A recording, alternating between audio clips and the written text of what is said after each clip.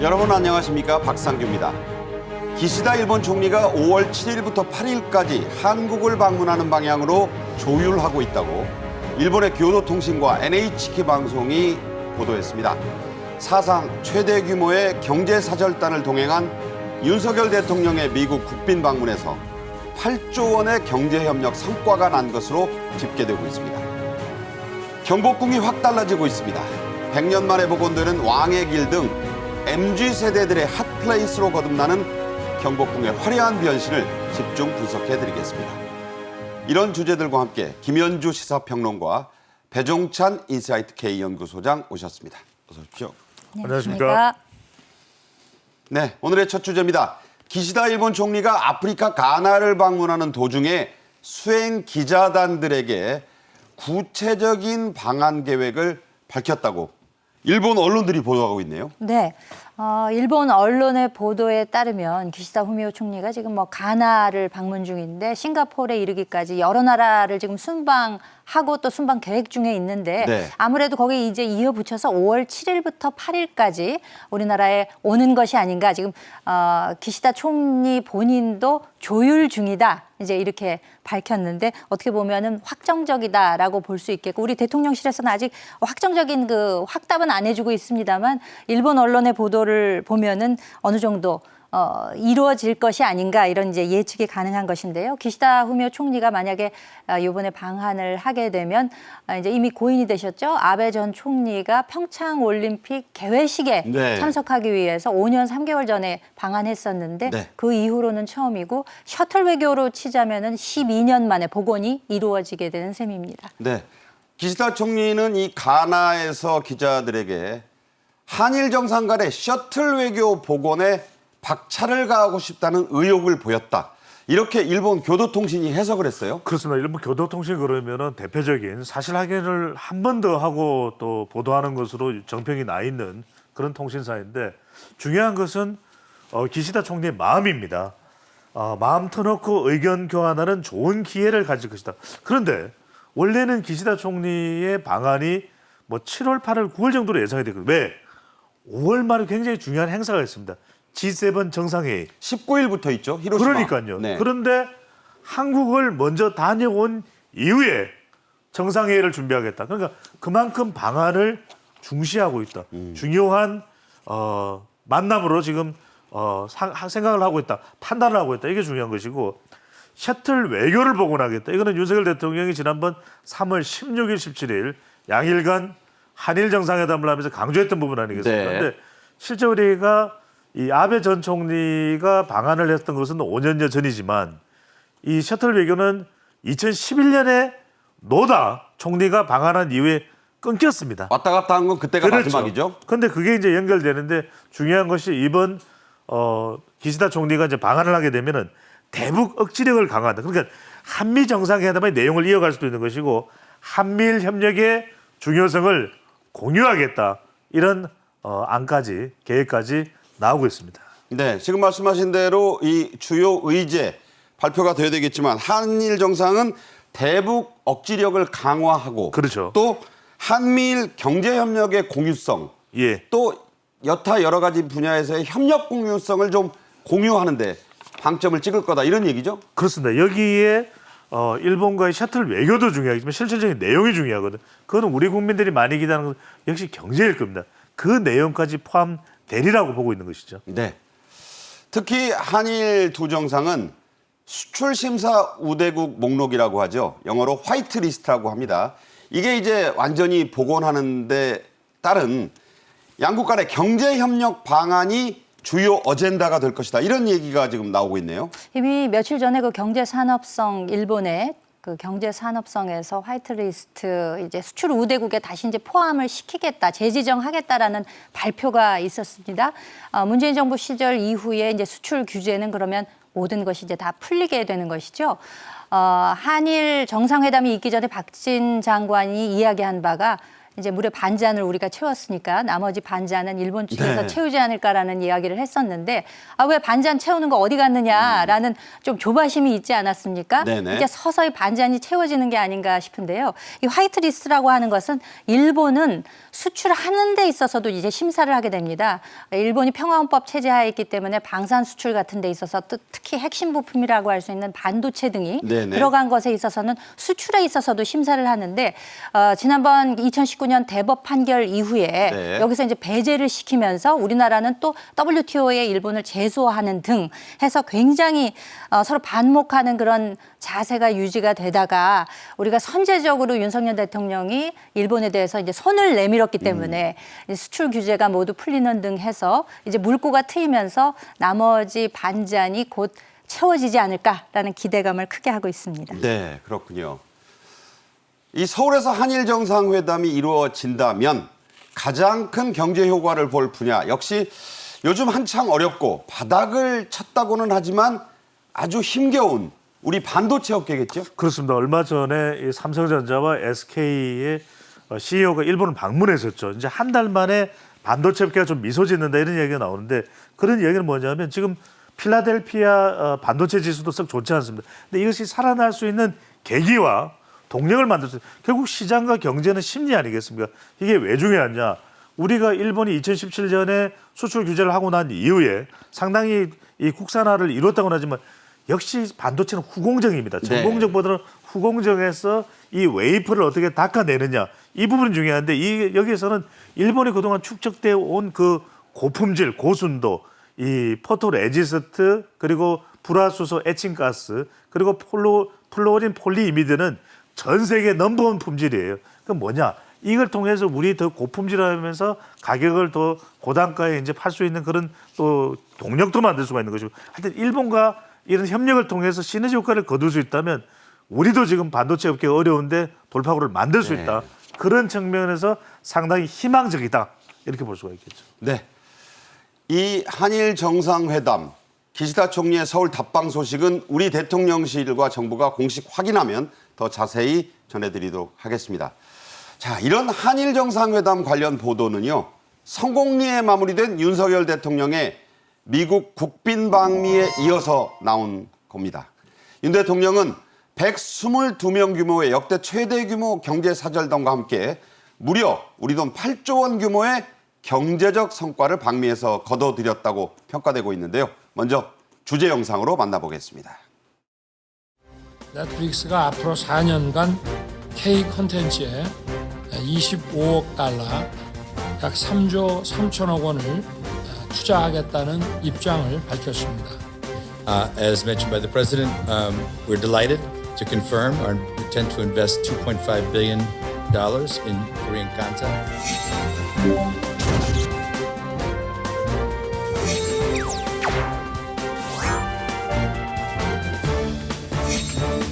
We go together.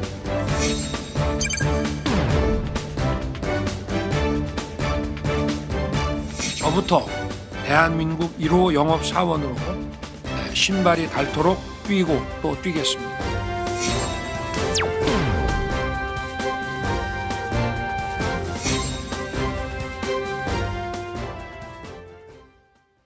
네, 들으신 대로 윤 대통령은 이번 국빈 방미에서 미화 59억 달러, 우리 돈으로 8조 원에 이르는 대한국 투자 유치에 성공했습니다. 자, 이 큰 덩어리의 투자 유치 대략 세 분야로 나눌 수 있다고요? 아마 국빈 방문이 이루어지자마자 바이든 대통령 만나기도 전에 그 블레어 하우스에서 만난 사람을 많은 분들이 기억을 하실 겁니다. 넷플릭스의 CEO죠. 테드 서렌도스와 일단 만났는데요. 네네. 그 자리에서 바로 3조 3천억 원에 해당되는 25억 불의 투자 유치가 이루어졌습니다. 그렇죠. 이후에 그 6개 기업으로 중심이 되어 있는 그 투자 신고식이 있었는데요. 네네. 여기에서는 미 반도체 기업인 온 세미컨덕터라는 그런 회사 이외에 6개 회사들이 함께 만나서 여기서 19억 달러, 그러니까 우리 돈으로 2조 5천억 원에 해당되는 투자 유치가 이루어졌습니다. 이후에 비즈니스 라운드 테이블에는 그야말로 미국의 그 빅테크 기업은 물론이고 우리 경제 사절단들을 비롯해서 많은 사람들이 함께 모였었는데 여기에서도 그 코닝이라는 회사에서요 15억 달러, 우리 돈 2조 원에 해당되는 투자 유치가 이루어졌기 때문에 올해의 추가 투자 계획도 또 다른 기업에서도 있지 않을까라는 큰 기대감도 갖게 하는 아주 그 엄청난 실적이라고 할 수 있겠습니다. 네.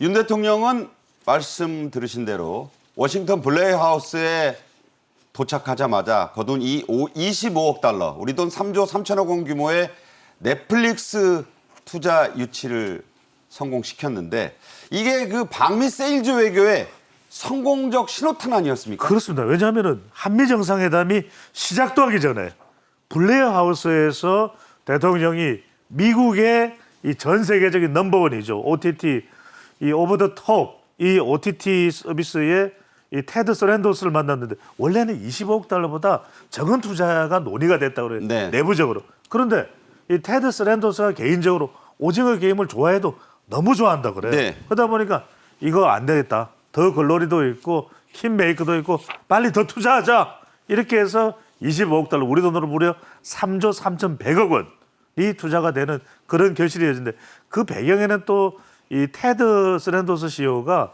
윤석열 대통령의 그 적극성, 그 유치를 위한 적극성을 굉장히 기쁘게 또 환영을 했다라는 또 전언이 들려오고 있습니다. 네. 이 윤석열 대통령은 넷플릭스 투자 유치의 성공을 상당히 높게 평가하는 말을 직접 했었는데요. 당시의 모습 한번 보겠습니다. 최고 경영진들과 만나서 매우 의미 있는 시간을 가졌습니다. 이 자리에서 서렌도스 대표께서는 넷플릭스가 앞으로 4년간 K 콘텐츠에 25억 달러, 약 3조 3천억 원을 투자하겠다는 입장을 밝혔습니다. 이번 투자는 대한민국 콘텐츠 산업과 창작자 그리고 넷플릭스 모두에게 큰 기회가 될 것입니다. 넷플릭스의 파격적인 투자 결정을 진심으로 환영합니다. And it's my honor to meet with President Yoon today. As mentioned by the President, we're delighted to confirm our intent to invest $2.5 billion in Korean content, working with the creators for Korean series and films and unscripted shows over the next 4 years. This investment plan is twice the amount Netflix has invested in Korean market since we started there in 2016. 네, 앞서도 말씀드리신 대로 이 서렌도스 CEO, 오징어 게임 예찬론자로 유명한 사람입니다. 자, 이 투자 유치를 논의하는 과정에서 윤 대통령과 김건희 여사는 넷플릭스 측과 서신까지 주고받은 사실이 있었고 이게 또 공개가 됐네요. 그렇죠. 그러니까 깜짝 투자 유치라고는 하지만 그게 깜짝이 아닌 거죠. 물밑 사전 조율 그리고 공들이기가 있었다는 얘기입니다. 네. 대통령 부부가 모두 함께 편지 그 서신 교환도 하고 또 특히 컨텐츠 분야에 있어서는 김건희 여사가 상당 관심을 진작부터 가지고 있었다 그래요. 왜냐하면은 전시 기획자라는 그 경력이 있기 때문에 네네. 아무래도 우리나라 그 컨텐츠에 관해서는 굉장한 관심이 있었고 그래서 사전 교감이 있었다는 거 아니겠습니까? 그리고 블레어 하우스에서 저 테드 서렌도스 CEO와의 만남 이외에도 지금 거기서 그 최고 컨텐츠 책임자 네. 그러니까 CCO를 맡고 있는 분이 있어요. 여성인데 벨라 예. 바자리아라는 분과 김건희 여사가 만남을 가지면서 또 특히 여성을 중심으로 한 그 컨텐츠에 대해서 굉장히 공통 부분이 많았다 그래요. 네. 그러니까 뭐 더 글로리는 물론이고 길복순이나 예전에 있었던 그 옥자라는 영화 이게 전부 네. 여성 중심의 어떤 그런 영화들에 대해서 서로 그 공통의 의견을 네. 나누고 교감을 하면서 이제 이런 모든 것들의 총합으로 저런 투자 유치가 이루어진 것이 아닌가 그렇게 생각이 됩니다. 네. 이 특히 수소와 반도체, 탄소 중립 분야의 미국 주요 기업 6곳이 우리나라에 앞서도 말씀드렸지만 19억 달러, 약 2조 5천억 원의 투자를 하기로 했는데 실제로 이 미국 기업들 한국에 투자하겠다는 신고를 우리 코트라에 했다고요? 그렇습니다. 이게 왜 중요하냐면 우리가 흔히 이제 대통령이 이 순방을 나갔을 때 MOU 체결을 많이 합니다. 투자 영상. 이거 다 공수표 아니야. 근데 이번에는 이 6개 기업이 수소, 반도체, 또 탄소 중립 이 기업들이 19억 달러 투자를 약속을 했고 코트라에 신고를 한 겁니다. 그러니까 이제 일각에서 말하는 MOU 그거 다 매점만 놓고 쓸데없는 거 아니냐 이걸 그러니까 반박하듯이 보여주기식 아니냐라는 그런 의심을 살 수 있는데 그게 아니라는 거죠. 코트라에 우리 공식 기관인 코트라에 2조 5천억 원입니다. 이걸 하겠다 신고를 한 겁니다. 그러니까 그대로 지금 실제로는 진행되고 있는 것도 있다 그래요 이미. 네네. 그런 상황인 만큼 이 MOU가 말 그대로 보여주기식이 아니라 공수표가 아니라 실제 진행이 되는 단계에 있다 이렇게 볼 수가 있는 것이죠. 네. 이 미국 기업 6곳은 앞으로 우리나라의 청정수소, 반도체, 탄소 중립 등 첨단 산업과 관련된 생산 시설을 건설할 예정이라고 하는데요. 자, 구체적으로 어떤 분야와 시설들인가요? 그렇습니다. 이게 대단한 것이 수소 같은 경우에는 에어 프로텍트라고 해서 수소 생산 시설입니다. 이건 또 우리 국내사로는 포스코나 또 효성하고도 연결될 수 있는 부분이고요. 반도체는 온 세미컨덕터 아까 우리 김현준 평론가께서 말씀 주셨죠. 전력 반도체를 생산하는 겁니다. 그린트위드는 반도체 장비 부품. 그러니까 결국 반도체는 생산하는 데서 우리가 앞으로 비메모리 쪽으로 가는 경우에 반도체 장비가 중요합니다. 그것부터 네네. 연관되어 있고 친환경도 중요한 것이 이제는 우리가 재활용, 리사이클 이야기를 많이 합니다. 이 퓨터 사이클 테크놀로지는 폐플라스틱을 재활용하는 생산이고 그렇다면서요? 자, 주목을 해보실 기업은 바로 이 부분인데 EMP 베스트는 실제 한국인 관계자까지 관여하면서 어떤 거냐면 친환경 초저온 물류 시설입니다. 네. 그러니까 어떤 보관을 하는 데 있어서 우리가 냉동 시설들은 우리가 익히 알고 계시죠. 근데 네네. 이건 친환경이 아니에요. 그런데 완전히 초저온에서 이 물류 유통을 하기 위해서 사전에 이 물건들 제품들을 준비해 놓는 그것을 초저온으로 친환경 상태에서 보관을 하는 여기에 이제 막대한 투자를 하는데 이 EMP 베스트는 특히 한국 관계자들까지도 관여가 돼 있는 투자라고 할 수가 있고. 그러니까 우리 기업 중에는 롯데케미칼, 두산 그렇습니다.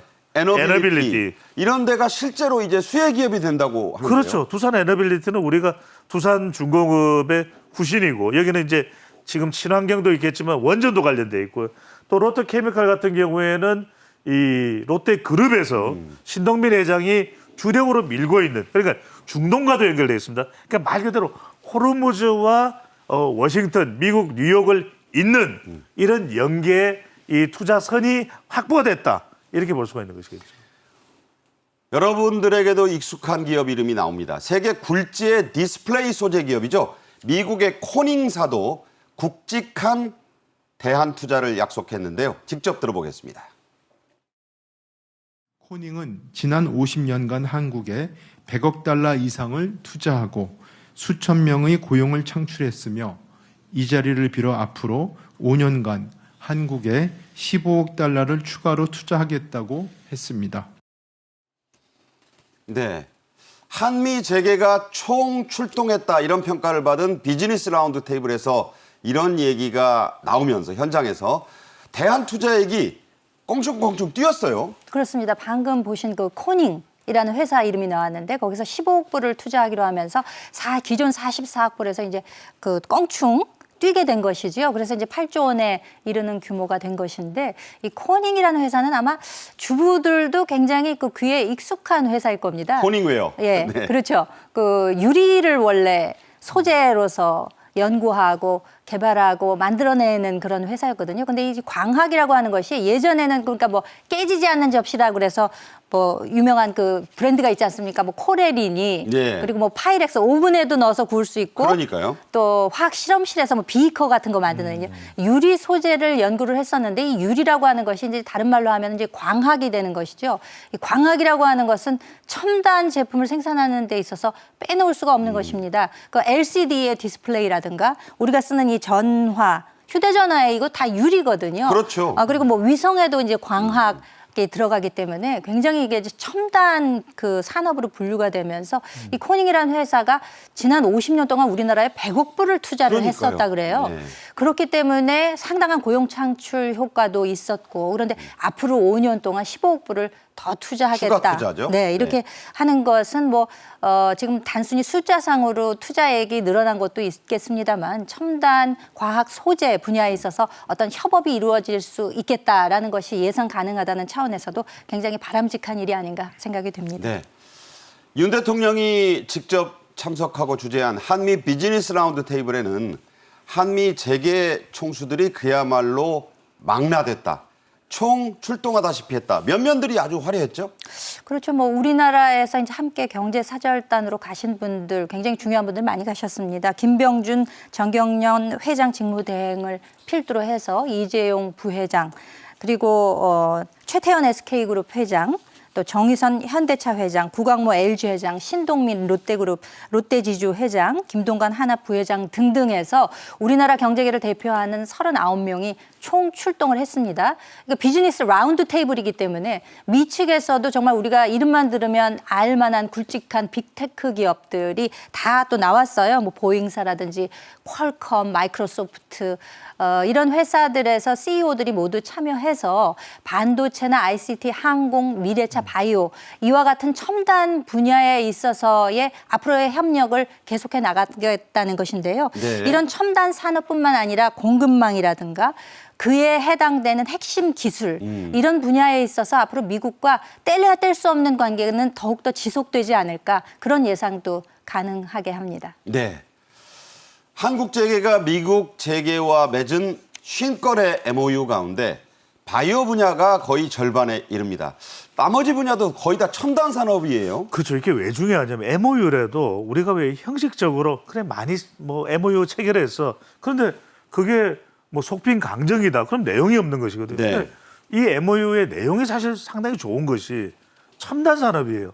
또 바이오입니다. 지금 첨단 산업이라는 것은 청정 에너지, 또 수소, SMR이 뭔지 아시죠? SMR이 혁신적인 소형 원전입니다.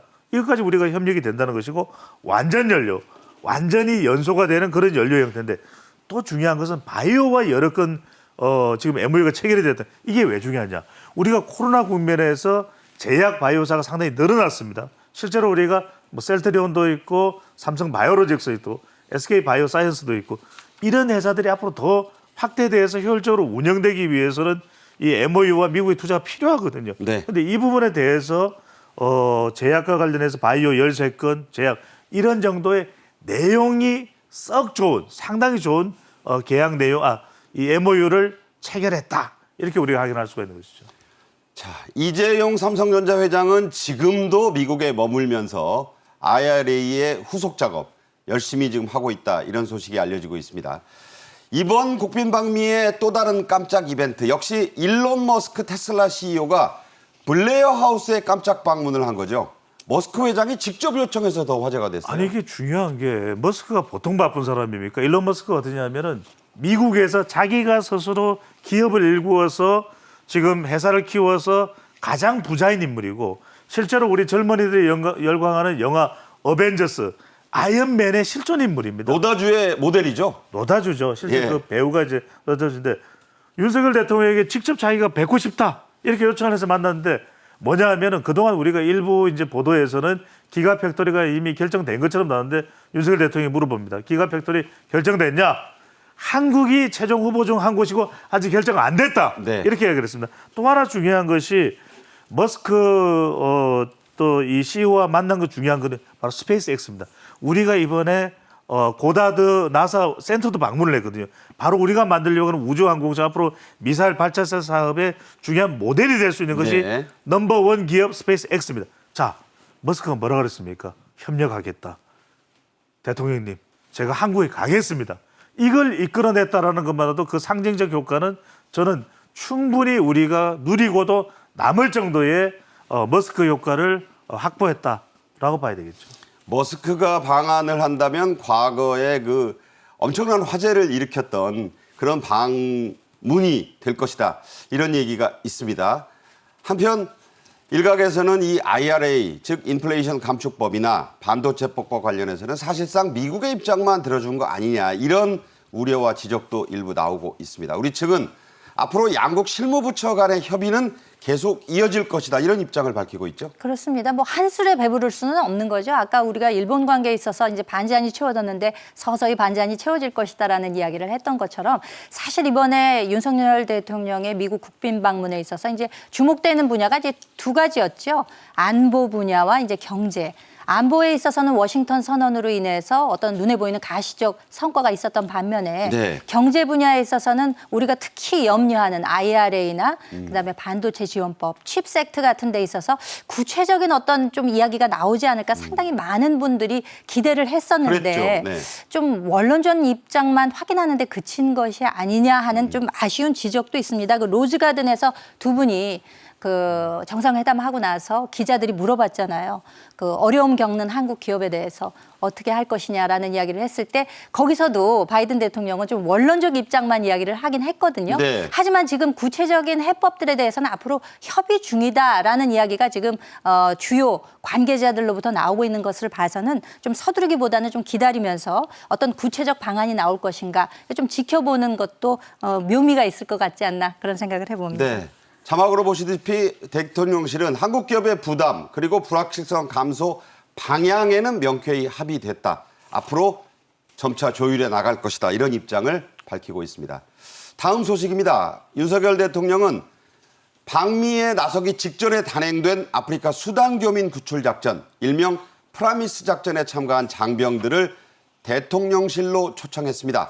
격려하는 자리를 가졌죠? 그렇습니다. 윤석열 대통령이 이송 작전에 투입됐던 이제 장병들을 초청을 해서 격려하는 그런 자리를 마련했는데 참 이게 의미 있는 것이 이 프로미스 바로 약속이라고 하는 작전명입니다. 수단으로부터 이제 포트까지 이동을 해서 거기서 다시 우리의 수송기로 이제 사우디아라비아의 영공 등을 지나서 대한민국까지 안전하게 이송을 받지만 총 28명의 교민을 이송하는 작전이었는데 무사히 다 전원 구출했잖아요. 그렇습니다. 우리 군과 외교 역량의 큰 성과다. 근데 이 장면 자체가 저는 너무나도 좋았던 게 이 젊은 장병들이 정말 스스럼 없이 윤석열 대통령과 웃고 또 이 작전 성공에 대해서 축하하면서 이 또 셀카를 찍어요.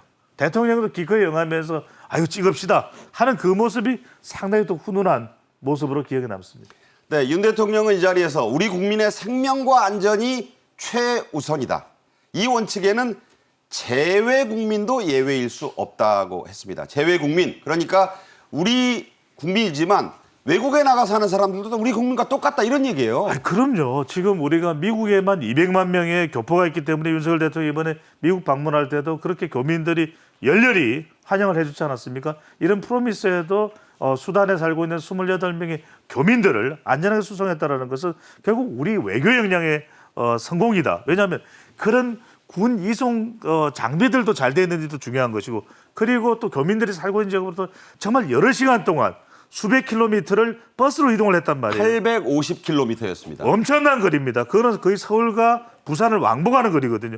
그러면 그 거리 동안 안전하게 이송을 했고 그리고 또 수송기를 통해서 그 영공을 넘어갈 때는 우리 외교부가 또 협조를 얻어내는 그리고 윤석열 대통령은 미국을 가는 이 전용기, 대통령 전용기 내에서 그걸 진두지휘합니다. 그 모습들이 또 안보실장은 그걸 국내에서 다 그 관리를 하고 난 다음에 다시 미국으로 또 이동을 했고요. 그러니까 이런 것들이 다 합해져서 총체적으로 대한민국이 우방국의 신뢰가 없이는 할 수가 없는 일인데 미국의 협조, 또 사우디의 협조, 아랍에미리의 협조 말 그대로 중동의 이 우리의 외교적인 협력 관계가 이뤄낸 쾌거다 이렇게 볼 수가 있는 것이죠. 네. 자, 다음 주제로 넘어가겠습니다.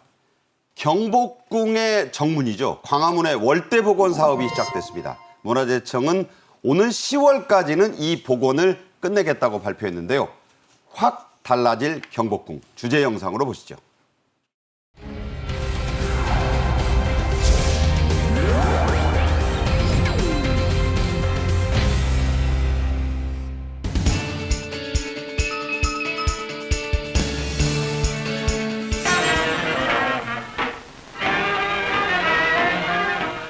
포항실 재산사무총국에서는 6.25 동란 이후 일반에게 공개를 중단해오던 경복궁을 7월 30일부터 10월 말까지 일반에게 공개하기로 했습니다.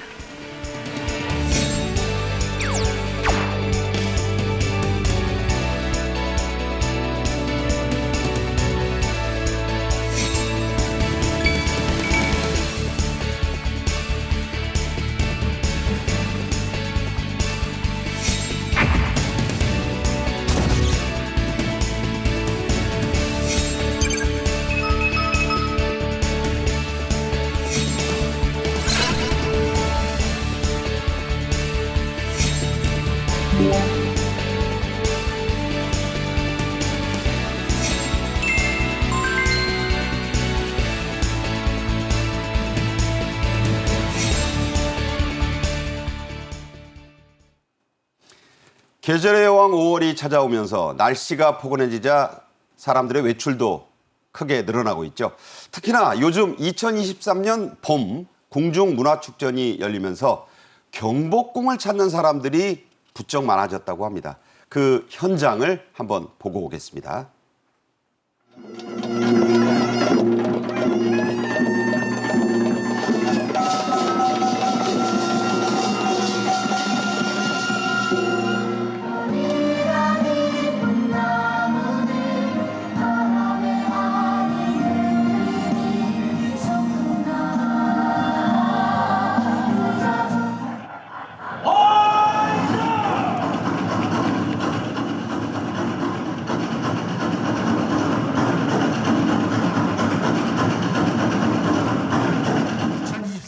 봄 궁중문화축전 개막제에 참석해 주신 내외 기빈을 포함한 여러분들께 진심으로 환영의 인사말을 드립니다.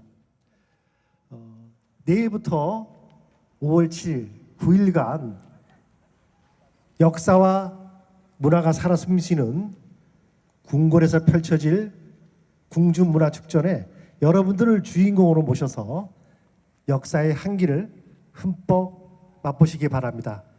2023년 봄 궁중문화축전 개막을 선언합니다.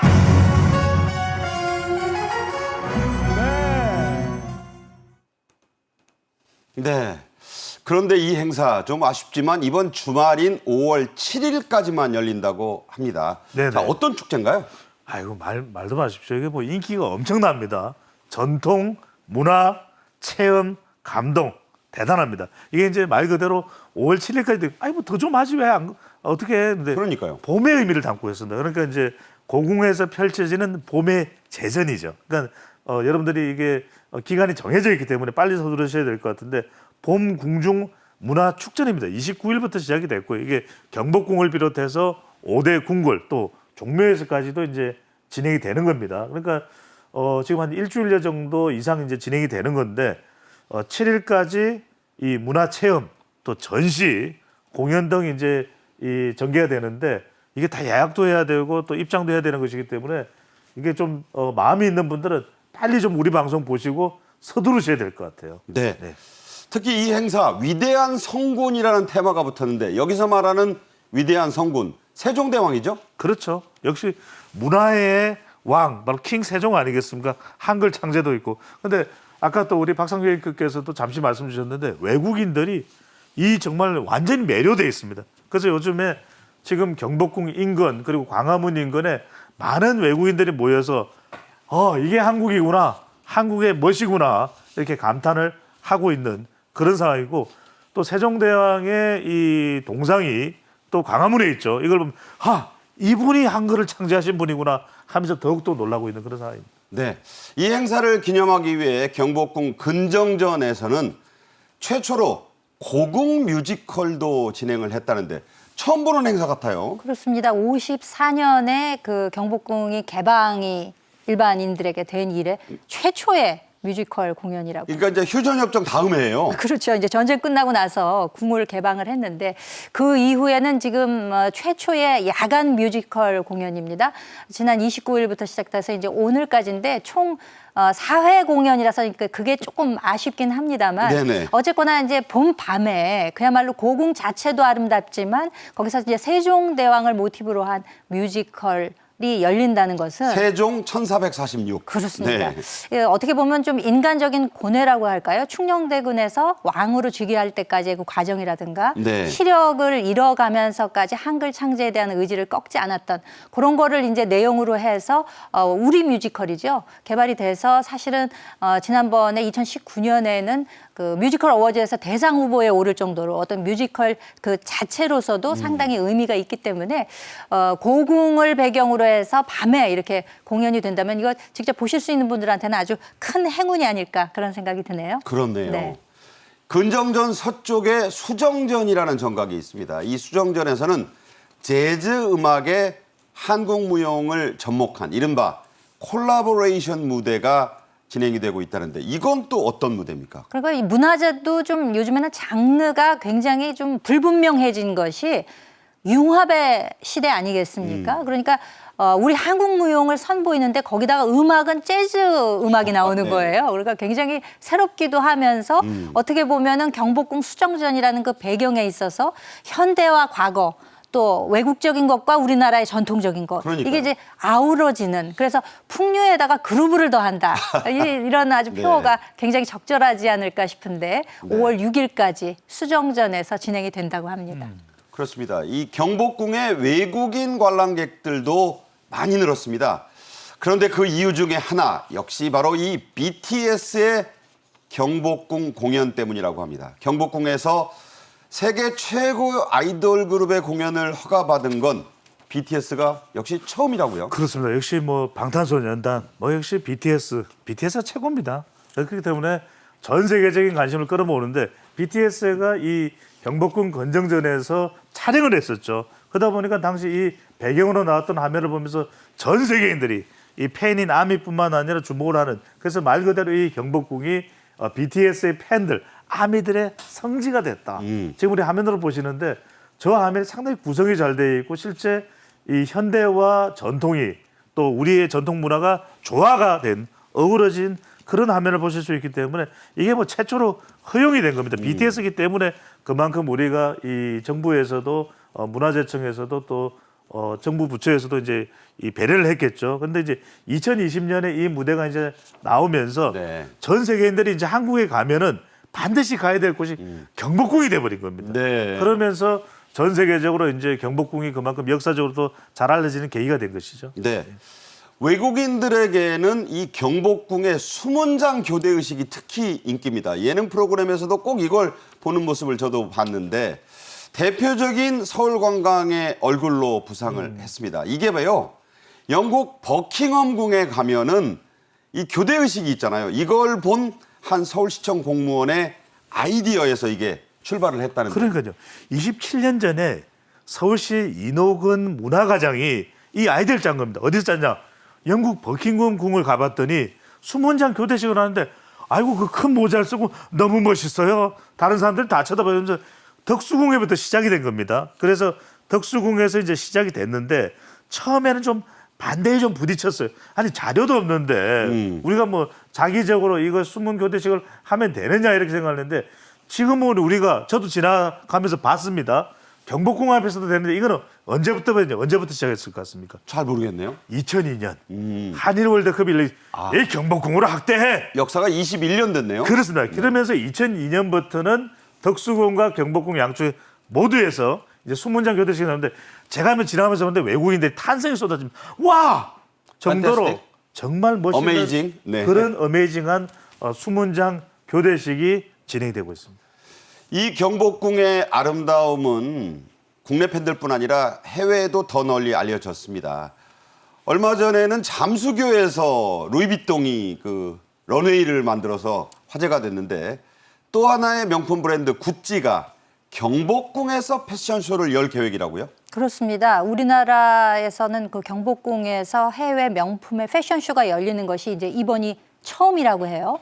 경복궁 근정전 인근에서 하게 되면은 아까 우리가 그 재즈 음악에다 한국 무용 일종의 이제 콜라보 그렇죠. 협업인데 이것도 어떻게 보면은 협업이라고 할 수 있죠. 패션은 우리 전통적인 장소에서 네. 선보이게 되는 것이기 때문에 근데 사실 이런 해외 명품 업체들이 우리나라에서뿐만 아니라 해외에서도 곳곳에 그 랜드마크라고 하죠. 상징적인 장소에서 상당히 여러 차례 이와 같은 시도를 해왔습니다. 그렇기 때문에 우리나라가 지금 뭐 어떤 컨텐츠 분야에 있어서는 가장 힙한 곳이라고 할 수 있는데 네네. 그중에서도 우리 전통을 선보일 수 있는 이 경복궁을 무대로 해서 어떻게 보면 문화가 서로 이제 융합되는 이런 장면을 보여줄 수 있다는 차원에서 굉장히 좀 반갑기도 하고 또 특히 이걸 통해서 우리나라 그 경복궁 장면이 해외 곳곳에 굉장히 많이 펼쳐질 것이고 또 이것이 영상으로 남아서 유튜브 등을 통해서 많은 분들께 소개가 될 것이기 때문에 의미가 있지 않나 싶습니다. 그러니까 무슨 뭐 피라미드에서도 하고 그렇죠. 아부신벨 신전에서도 했으니까 네. 그런 명소가 된다는 뜻이겠네요. 그렇죠. 네. 올해도 경복궁의 야간 개장은 어김없이 시작됐습니다. 예매 열기가 무척 뜨거운데 이른바 궁캐팅이란 신조어까지 나왔습니다. 그 폭발적인 인기는 이번에도 여전한데요. 경복궁의 어디가 이렇게 개방이 되는 겁니까? 이 야간 개장이 너무 아름답습니다. 저도 이제 저도 가보지는 못했는데 본 사람들이 정말 야간 개장 이걸 강조하는데 이 야간 개장에서 뭐 마케팅이 아니라 궁캐팅이다. 밤에 뭔가를 다 할 수 있다. 이런 이야기가 나오는데 이 야간 관람이 올해는 4월 5일부터 5월 30일까지 되면 조금 시간적 여유는 있습니다. 여러분들이 네. 좀 서둘러서 관람 예매 신청도 해야 되는데 밤에 관람 가능한 곳이 경복궁 그리고 광화문, 경회루, 교태전, 아미산인데 정말 제가 강조하는 경회루입니다. 경회루. 경회루를요. 요쪽 우리 그 경회루가 있는 그 물 요쪽에서 이제 조금 약간 먼 거리에서 대각선 45도로 멋집니다. 네. 여기에 달까지 걸려 있으면요. 아, 이거 끝내줍니다. 그래서 꼭 놓치지 말고 연인분들 함께 가족분들 함께 가시면 좋을 것 같습니다. 하늘의 다리 하나, 물의 다리 하나, 아. 그리고 그대와 내 마음속의 다리 하나, 뭐 이런 식구가 생각나네요. 네. 자, 고궁이라 그런지 한복을 입은 관람객은 무료 관람이 가능합니다. 야간 관람을 하려면요, 따로 예약이나 예매를 하고 가야 되는 건지 궁금해하시는 분들이 많아요. 그렇습니다. 사전 온라인 예매를 일단 하셔야 됩니다. 그래야 일단 들어가실 수가 있고 야간 개장을. 왜냐하면 사람들이 너무 북적북적되기 때문에 그냥 완전하게 개방을 할 수는 없고 현장 구매도 가능하니까요.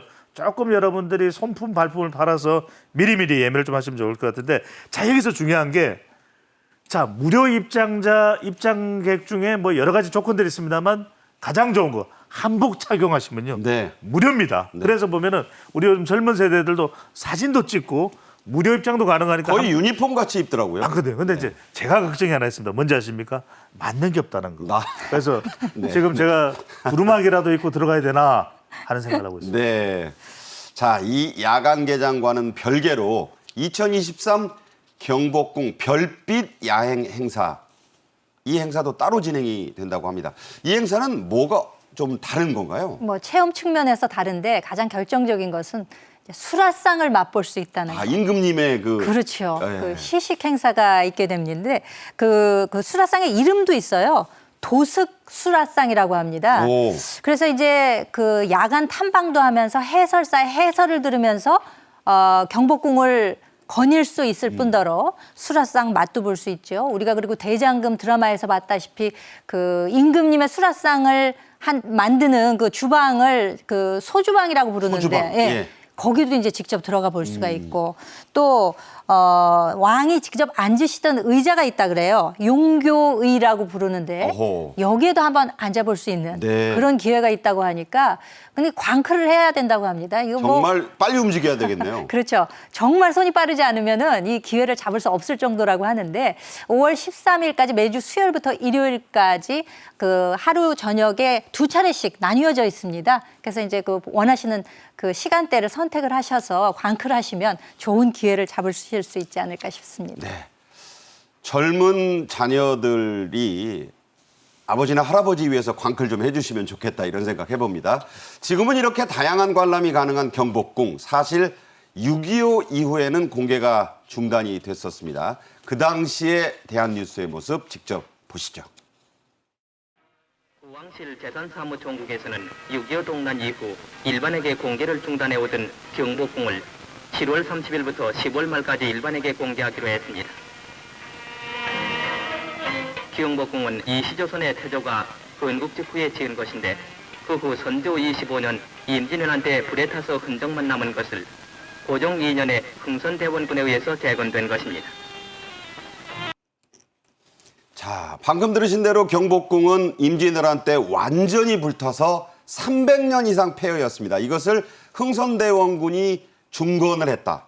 뭐 그때 얘기는 이제 구한말 역사에 참 많이 예. 등장하는 내용인데, 자, 이번에 그 월대를 광화문 일대에서 복원을 하는 그런 작업이 돼서 예. 이 왕의 길이 복원된다고요? 그렇습니다. 왕의 길입니다. 그러니까 광화문을 경복궁을 들고 나던 바로 왕 아니겠습니까? 고종이 될 수도 있겠고 그 일제가 해소됐던 그 길이 이번에 이제 광화문 일대를 다시 이제 우리 재구성하면서 발견이 된 겁니다. 그런데 이게 100년 만에 전모가 우리가 전도를 모든 길을 이제 확인할 수가 있게 되는데 지금 저 모습인데 저 그렇습니다. 앞부분이요. 예. 저게 이제 표시된 부분이 그 왕의 길인 그 월대가 이제 복원되는 그 모습이에요. 그렇습니다. 근데 오른쪽 사진을 보시면 이게 규모가 적지 않습니다. 그러니까 광화문 앞쪽으로 해서 약 29.7m니까 30여 미터. 저쪽으로 우리가 이제 앞쪽으로 나오는 길이가 긴 길이가 48.7m니까 약 50m. 전체가 다 보는데 지금 약간 가림막으로 가려져 있거든요. 그래서 얼핏 조금 더 높은 건물에 가시면 안쪽을 들여다 보실 수도 있습니다. 자, 문화재청이 이번 발굴 조사를 토대로 훼손됐던 광화문 월대 복원 사업을 이렇게 하겠다고 밝히는 내용이 있습니다. 관련해서 직접 들어보시죠. 조선시대 법궁으로서 그 중요성과 상징성은 뭐 제가 추가로 말씀드리지 않아도 잘 아실 거라고 생각합니다. 특히 이 발굴 성과 부분은 경복궁이 가지고 있는 상징성을 더욱 더 빛나게 해줄 그런 곳이고 월대 발굴을 통해서 찾아볼 수 있는 것들은 경복궁이 가진 역사성을 다시 회복하고 그리고 그 부분의 의의를 모든 국민들에게 알릴 수 있는 아주 좋은 결과라고 생각하고요. 고증 자료는 확보 가능한 모든 자료가 이제 그 대상이 됩니다. 확보된 자료를 대조하고 분석하여 원형의 형태를 찾아가게 됩니다. 이 중에서 발굴 조사 결과가 물리적으로 실제하는 원형의 유구를 나타내기 때문에 가장 신뢰하다고 할 수 있습니다. 월대의 위치와 배치 그리고 형태 등에 대해서는 앞서 설명드린 고증 자료 등을 토대로 설계도를 작성했습니다. 네, 경복궁의 다양한 행사 그리고 오는 10월이면 여러분 앞에 모습을 드러낼 경복궁 앞에 왕의 길까지 여러분께 전해드렸습니다. 기대해 주시기 바라고요. 오늘 김현조 시사평론가, 배종찬 인사이트K 연구소장 모시고 얘기 나눴습니다. 잘 들었습니다. 감사합니다. 오늘 저희 생방송 정책인 이슈가 준비한 소식은 여기까지입니다. 시청해 주신 여러분 감사합니다.